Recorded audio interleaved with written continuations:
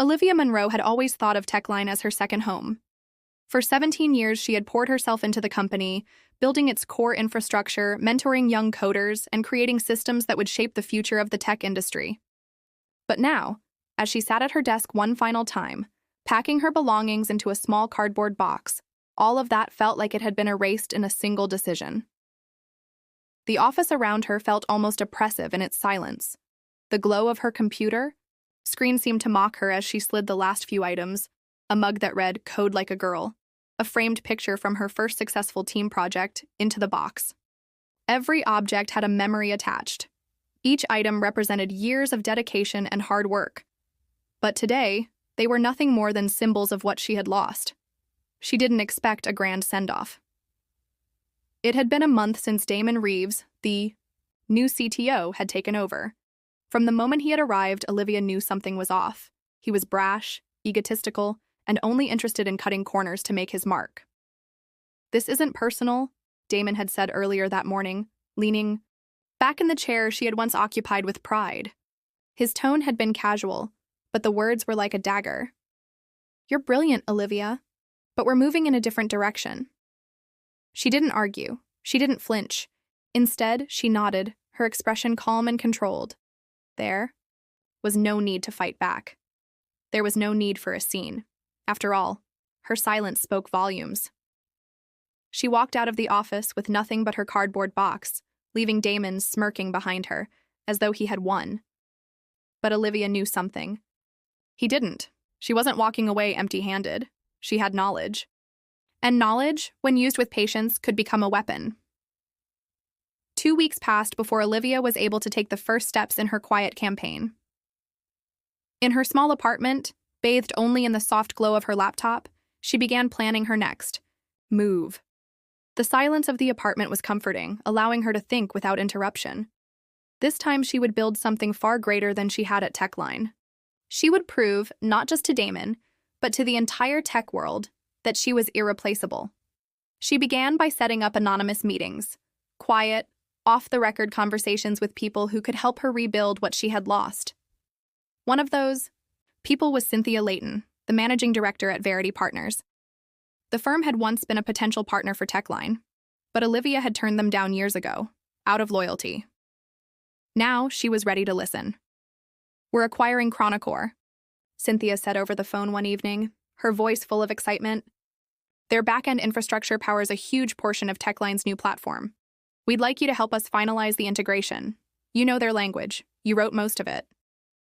The mention of Chronocore made Olivia pause. It was the very system that Techline had adopted after she recommended it. Olivia had spent months crafting it, making sure it was secure, scalable, and efficient. And now it was about to become a key asset in Verity's acquisition. Olivia sipped her tea thoughtfully, then said something that caused a sharp intake of breath on the other end of the line. "What if I told you Techline doesn't even own full rights to some of the modules?" she asked, her voice calm but filled with the weight of her words. "What if those modules default to third-party licenses under their current terms if Chronocore changes ownership?" There was a brief silence, and then Cynthia's voice came back, tinged with awe. "You're saying if we buy Chronocore, Techline's dependency becomes ours?" Olivia's lips curled into a faint smile. "I'm saying if they thought I was replaceable, they should have read the fine print." The acquisition moved quickly. Within weeks, Verity Partners finalized the deal, and Chronocore was absorbed under a new brand, Helix Base. Olivia had played her part silently but decisively. Techline had no idea what hit them. When the acquisition was complete, Techline's legal team scrambled to understand the ramifications of the new licensing terms. But it was too late. The system that had been at the heart of Techline's platform was now bound by a series of strict conditions that only Verity Partners controlled. Inside Techline's sleek glass tower, panic was setting in. Damon Reeves was pacing the floor. Of the executive suite, his face flushed with frustration. "We need source code access," he barked in a tense board meeting. "We were promised uninterrupted functionality." But the terms of the deal were clear. Verity held the keys to the code, and Techline had only limited rights to use it. No one had anticipated that Olivia's meticulous attention to detail would have such a lasting impact. Within days, subtle errors began to emerge. Processes slowed down. Teams found themselves bogged down in red tape, unable to move forward. Techline's platform, which had once been a beacon of innovation, now felt fragile. The cracks began to show. Damon tried to reassure the board, but his answers grew increasingly vague. His confidence, once unshakable, began to crack. And in the quiet halls of Techline, the whispers started. The whispers reached the boardroom. As Techline's internal systems began to fail, the board members grew restless. They remembered Olivia now, the woman who had built the company's infrastructure from the ground up, the woman who had crafted their modular AI integration and pioneered the back-end systems that now seemed to be unraveling at the seams.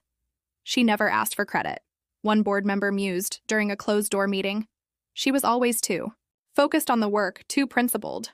Another member nodded slowly. And Damon dismissed her as too cautious, too rigid. But everything that's going wrong now, someone else murmured, is what Olivia warned us about. Damon's jaw tightened as the pressure mounted. His once brash demeanor faltered as the truth became harder to ignore. A quiet internal investigation was launched. The board began to scrutinize emails, procurement chains, and design documents. What they found pointed to one thing: Damon had failed to recognize the value of the woman he had let go. And now, everything that had made Techline great was beginning to slip through their fingers. Meanwhile, Olivia worked silently. She didn't need to make a spectacle of her success. She declined interview requests, allowing Verity Partners to take the credit. She didn't mention Techline once, even though the industry was abuzz with speculation. Who's behind Helix Space's architecture? One tech analyst asked in a forum discussion. I heard Olivia Munro wrote the original code, another responded. She's consulting for Verity? Techline must be panicking. Olivia heard the rumors, but she never responded. Her work spoke for itself. Clients who had once dismissed her pitches now sought her expertise. Executives who had written her off as too technical, too focused on the finer details were now desperate to secure her attention. But Olivia remained poised, never once mentioning Damon's name. She didn't need to. 3 months later, Techline was on the brink. The company had lost key clients. Revenue was down. Product launches were delayed. The internal infrastructure, once a shining example of innovation, was now a liability. It was clear that the company's future was uncertain. In a quiet move, just before the earnings call, Damon Reeves was transitioned out. There was no press release, no grand announcement. Just a hollow goodbye email sent to the staff informing them of the change. Olivia heard about it through a friend still working at Techline. You played the long game, the message read. Olivia replied with a single line. No, I just stayed. Out of the wrong one. A year after leaving Techline with nothing but a cardboard box, Olivia stood at the podium of a grand conference hall in Lisbon. She had been invited as the keynote speaker for Global AI Futures, an event that brought together the brightest minds in tech. The host introduced her as the architect of Helix Space and a pioneer in ethical AI infrastructure. As Olivia took the stage, she felt the weight of the moment settle over her. This wasn't just a professional triumph. This was her statement to the world that she was irreplaceable. There were no flashy slides, no buzzwords, just Olivia's voice. Sometimes, she began, the best way to prove your value is not to fight the people who underestimate you. It's to build something they can't ignore. The room erupted in applause, a sea of recognition from people who had once overlooked her. But Olivia didn't need the validation. She had already won.